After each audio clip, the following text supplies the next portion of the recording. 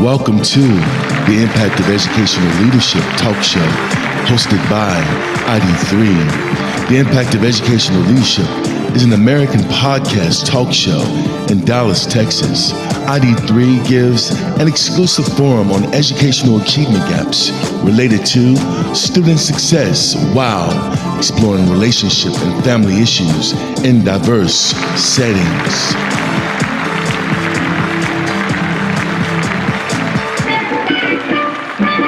All right. Well, we're back with the Impact of Educational Leadership, episode 18, hosted by ID3. Tonight, Professor Willie is out of town, so he could not join us. However, our panelist tonight is none other than the Honorable Bill Betson. How you doing, sir? Please say hello to the people. Doing great, Howdy. I hope things are going well for everybody, and it has been a good, busy day.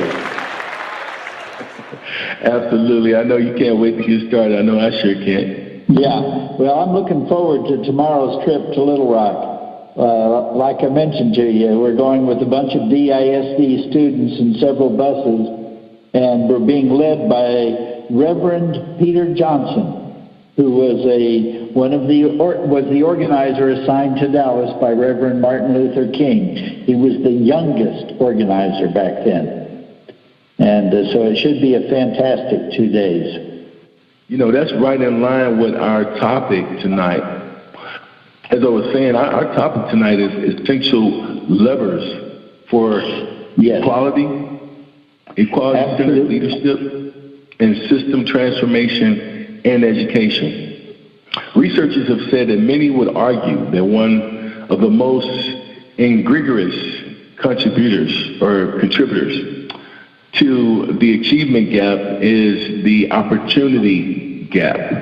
Over the past several years, we have become more acutely aware of the persuasive nature of opportunity and achievement gaps in many of the schools serving our most vulnerable students.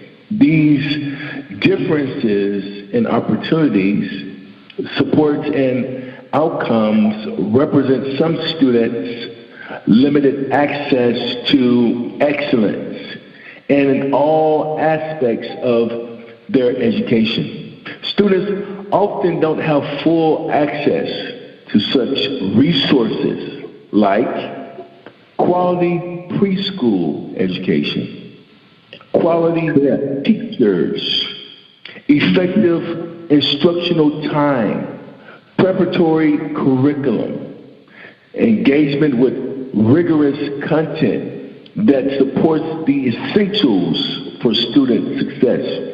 Tonight, we will be discussing the challenges for principals to help ensure each and every student has the opportunity to engage in a quality education experience, and to meet this challenge, the spirit of excellence, to help drive the forces and the support systems, leadership for schools. Principals must be equity-centered in instructional leadership. Tonight, Mr. Bill Betson and I will engage in a conversation that will be enriching for both educators and parents and leaders in the community alike. Mr. Betson. Welcome to the Impact of Educational Leadership talk show hosted by ID3. Yes. You were telling me that you are, before we get into the discussion, you are going out of town in the morning. Could you tell us a little bit about what's going on with you? Well, I'll be getting on a bus with Dallas ISD students and some other adults, led by the Reverend Peter Johnson, who was the organizer appointed by Dr. King to Dallas back in the 60s. And he has remained in Dallas and continued to help Dallas through our integration struggles which continued to this very day. But he's taking us tomorrow to Little Rock, Arkansas, where the first integration of a public school happened in 1957. And it was a true struggle. The governor of Arkansas tried to stop it. He actually brought in the State National Guard to keep these 9 students who were African American out of the public school. And so the president had to intervene, and he wound up sending ultimately 1,500 troops from Fort Campbell, Kentucky, to come and protect these 9 children and make certain that they were able to attend school. And to me, that meant something. My grandson is at Fort Campbell right now, so I emailed him about that. But it was a real struggle, and some of those 9 students are still alive, and I presume we will see some of them over the next 3 days. So it should be fascinating, but they were the very first to integrate. And Dallas did not fully integrate for another 19 years. That's how far we were behind in here. In other words, there were people in Dallas who claimed we had achieved integration by 1966 and wrote that in a history book. But a very brave parent filed a lawsuit in 1970 because his children, who were black, were not able to attend the local public school here in Dallas. So that lawsuit went on for until 96, when the judges finally said there were no more wrongs continuing that were alleged in that lawsuit. So Dallas was the last in the nation to settle such a lawsuit, and it's rather sad. It really is, and what's even sadder than that is this occurred 62 years ago, if I'm correct, and you are seeing, you're seeing, to be honest with you, you're seeing some improvements as it relates to the education system, but there are also some challenges, and that's one of the questions I want to ask you tonight. Describe some of the challenges that educators and parents have faced and are facing, and equality and equity for our students. The most difficult ones are the exact same problems we have faced for the last 300 years. In other words, it's the truly equitable distribution of resources for all children relative to the need. The federal government documented this decades ago and has Title I money available for children living in high poverty. They also have extra funds available for children who are disabled, and they have extra funds available for children who do not speak English. The problem is in many large urban school systems like Dallas, when those extra federal funds go into a school, the school district often pulls out the regular funding from those schools and uses it elsewhere because of this extra federal funding. In other words, they're using that federal funds, those need-based funds, to supplant local tax-based funding that us property owners pay into our school taxes. That is illegal, that is against federal law, and there is a superintendent in El Paso who is currently still serving a 44-month service for supplanting federal funds in El Paso. He may be out by now, come to think, but that was some years ago. But in Dallas, that was happening and happening terribly, and 15 of us filed a complaint against Dallas for this very thing back in 2015. And unfortunately, it did not go anywhere because of the current administration in Washington, who sent us a memo that I've actually placed online, that they sent us in September of 2017, that was a perfect documentation of the 15 allegations we made. but they claimed that for technical reasons, they were not the people to do the investigation. And they were the Civil Rights Division of the Department of Education. How were they not the people to do the investigation? But anyhow, that's where it stands. And we're still fighting that, and we're still fighting it with DISD regarding transparency, because until we can see the figures per child, we cannot say it has stopped. In 2013-14, it was at its worst, and the children in the 17 most wealthy schools in Dallas with the lowest poverty percentages of children were actually getting 49% more regular funds per student than all of the other 200 schools in DISD per student. And that's the largest supplantation I've been able to document. Welcome to the Impact of Educational Leadership talk show, hosted by ID3. Now, if you go forward 2015, when we made our complaint, by the way, I'll need to emphasize this. We made the complaint in April, and by June 3rd, it was on the evening news, and it got 5 full minutes of wonderful coverage on the evening 6 o'clock news. We had a superintendent at that time who we suspected of doing a lot of illegal things. He resigned 20 days later. And so I think we definitely encouraged his resignation, because he knew we were coming to put him in jail. And we were, because of what he had done. And anyhow, that complaint stayed with the federal government until September of 2017, when we got a 9-page memo outlining all 15 allegations and then simply closing the case, saying they weren't the ones to do the investigation. That memo is online, by the way, and I can send you the URL, because I think it's a very powerful memo. And if you please send me that URL. Please send me the URL.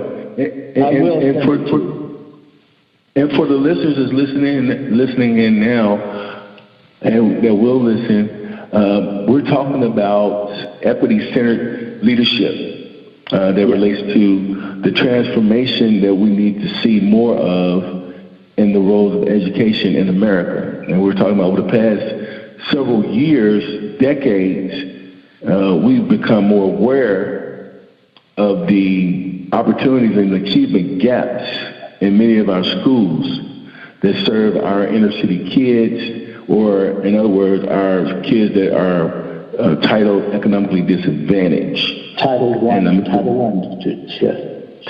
And Title I. And Mr. Benson here has just given us some key insight, some very, very key insight about the extra funds that are that were written for these children under these titles, but are being dispersed to other entities. And that's so right. How can we then retain our best methods for educating these students? How can we retain our best methods for creating and developing and instilling social issue barriers for behaviors for these kids and the communities that these kids live in as it relates to extracurricular activities, you name it. And so how can, even if we do get these best practices or effective settings and effective practices for these kids, well, how long will they have it? Because it seems as if, they only have it for a short term, and then it's dispersed to other kids in different demographics. And so this is a discussion that we want to shed light on as it relates to the resources. So, Mr. Benson, how can we shed light on these resources that will enable effective implementation? Well, you are crossing a couple of barriers as you speak. The first world is the funding world. And there we must fight for equitable funding. We have no documented proof to date that it has ever happened. Welcome to the Impact of Educational Leadership talk show, hosted by ID3.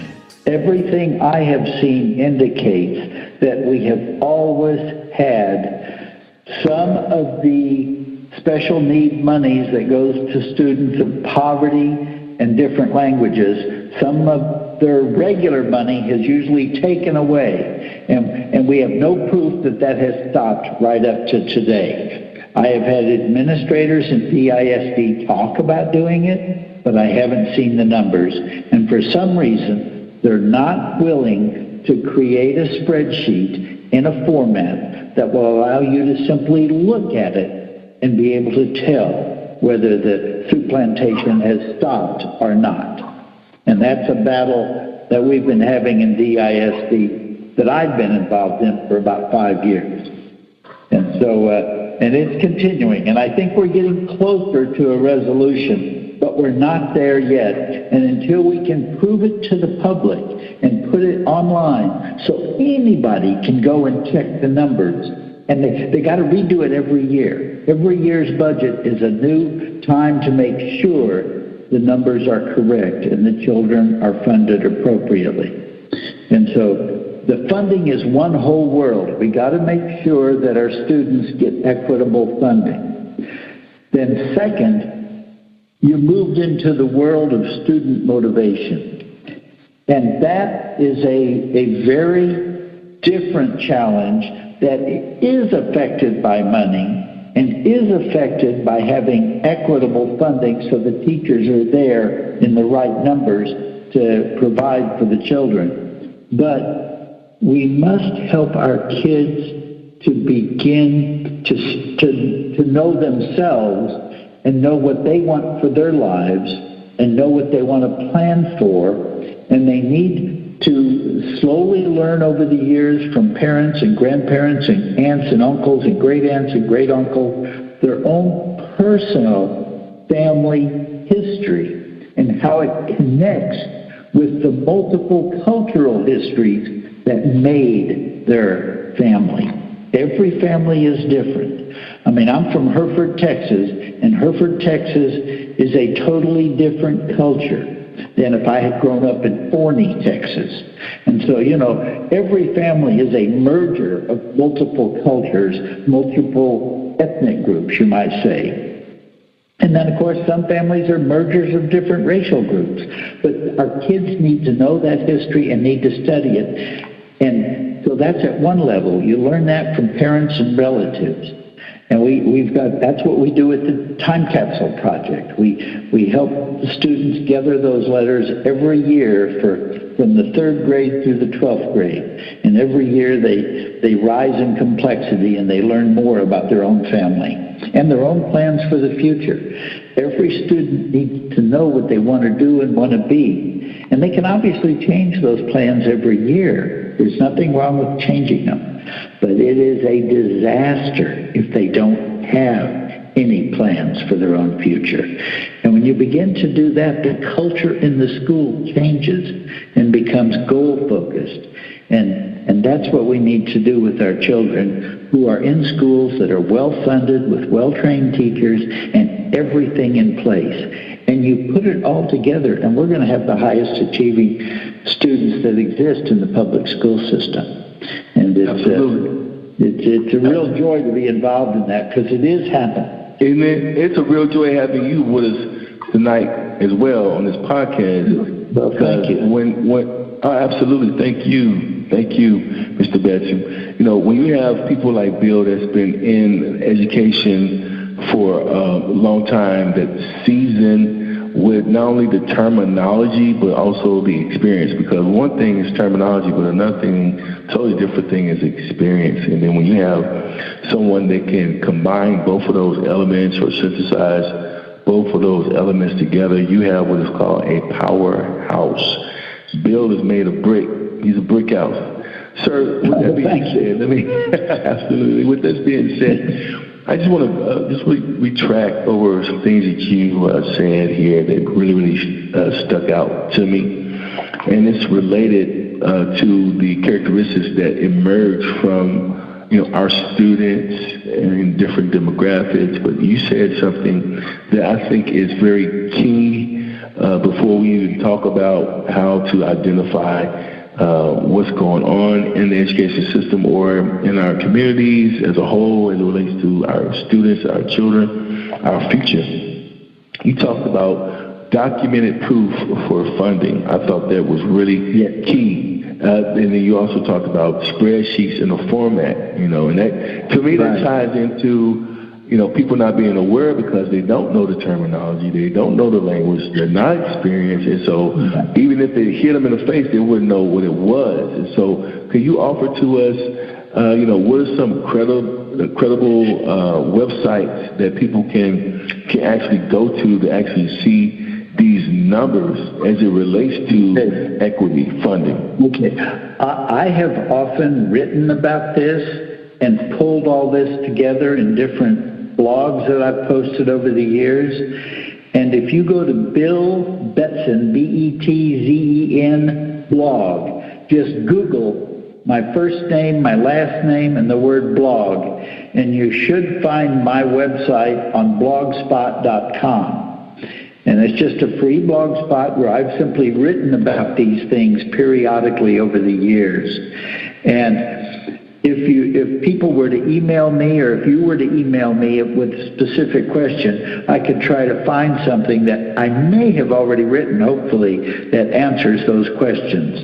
But the spreadsheets I'm talking about, or let me back up a bit. The data I'm talking about is fragmented into literally hundreds and hundreds of places on the Texas Education Agency website and on the Dallas ISD Data Portal website. So the data we need is really already online. The problem with it is it's in hundreds of different places, and to get it in the format we need it, it would take me alone about 100 hours to just make one of the spreadsheets.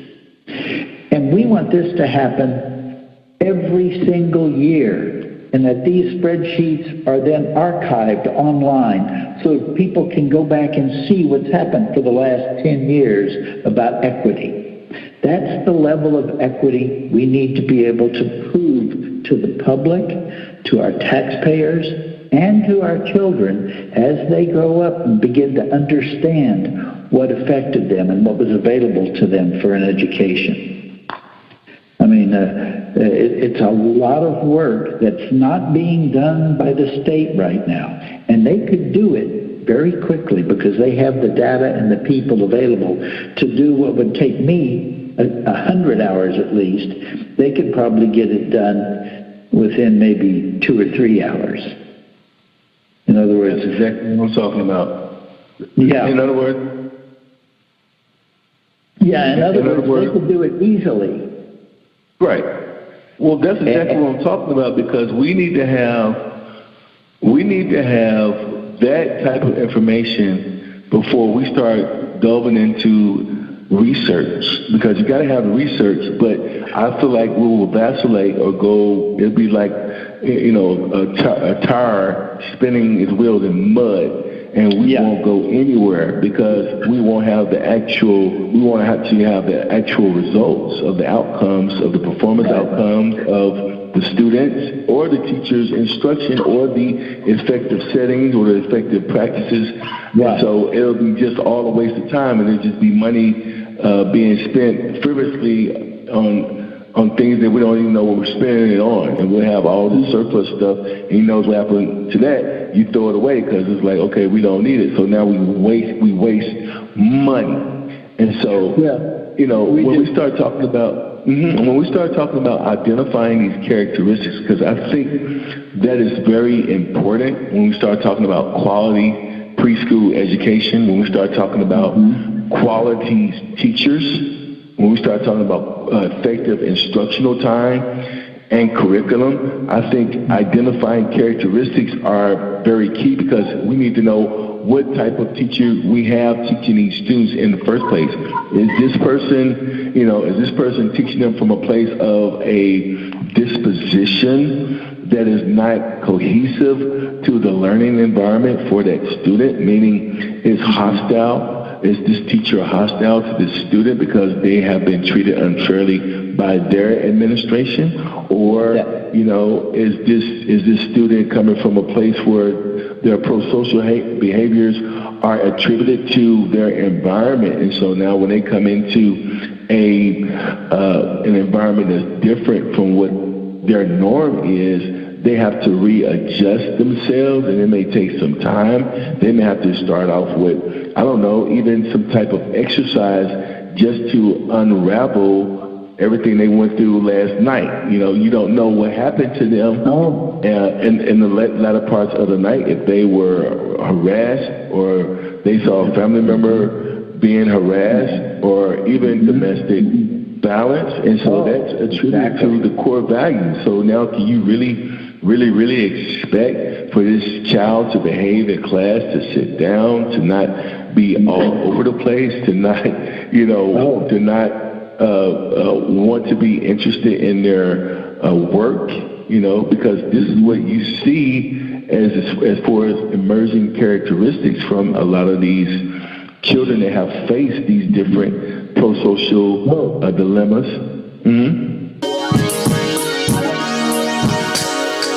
Welcome to the Impact of Educational Leadership talk show, hosted by ID3. Oh, exactly. And you're talking about something I'm very aware of. For many of our children, the school is really a safe place, a refuge for them from, quite often, a very non-peaceful home that's very difficult. And I think I may have told you, I was a child abuse investigator for 17 years before I became a teacher and went into the classroom. So I was used to dealing with children that were in very, very difficult homes. And I supervised an investigations unit for a decade, and literally hundreds of times we had to remove children from homes and put them safely into foster care because of abuse they had already suffered and injuries that needed medical care and things like that. So, our children do suffer. Fortunately, it's not the majority of our children, but it is a very significant number that can greatly affect what's happening in a classroom. And it was very helpful for me to have had that background in the middle school where I taught, because it definitely was a factor in some of my students.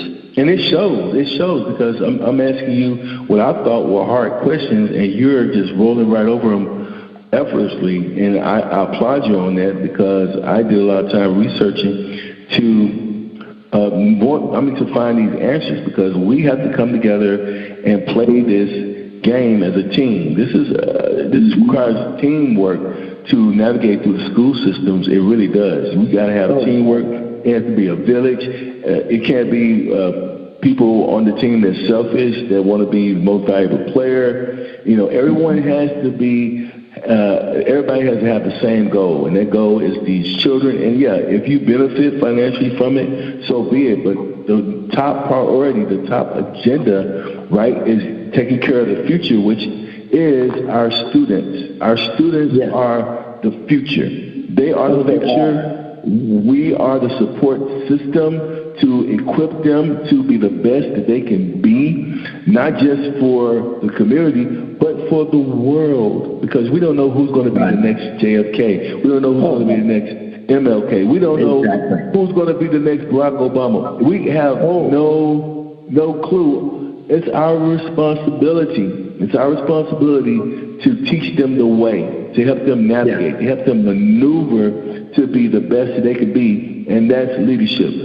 What are your takeaways for tonight?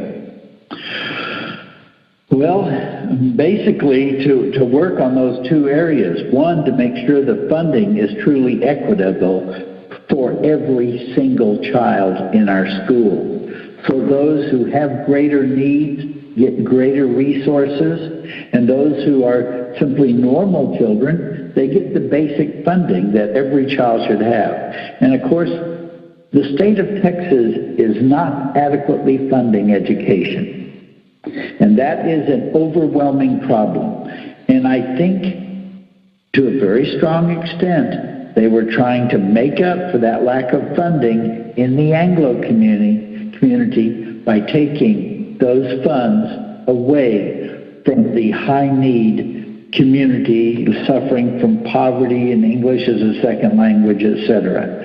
And I think as we fight this battle for equitable funding, it's going to make the need for more funding in education stronger, because it's going to take the money that was subsidizing the Anglo students, put it back where it belongs, and then they'll realize they need more money for everybody. Does that make sense what I'm saying? Oh, crystal clear. It resounds like a bell. And with that being said, we are out of time for tonight, and I just really want to thank you, Mr. Bassett, for your time. This is going to be monumental. It's going to be so helpful. And again, we want to applaud you in the great endeavors that you are doing, not only for your community, but for the human race. We want to see all the pictures. We want to see all the pictures and the videos from this momentous occasion on the next 2 days that you're actually, Peter Johnson has two professional videographers who are making a professional documentary over the next 2 days. So there will be a production come out of this that hopefully will be available to be shown to people about the history 62 years ago that those 9 young high school students faced and the brutality they faced in Little Rock. And we need to remember that. We can't forget that. We cannot forget. Well, ladies and gentlemen, this has been another fabulous night of the Impact of Education Leadership. This is episode 18. I'm your host, ID3. Good night. Night. Welcome to the Impact of Educational Leadership talk show, hosted by ID3. The Impact of Educational Leadership is an American podcast talk show in Dallas, Texas. ID3 gives an exclusive forum on educational achievement gaps related to student success while exploring relationship and family issues in diverse settings.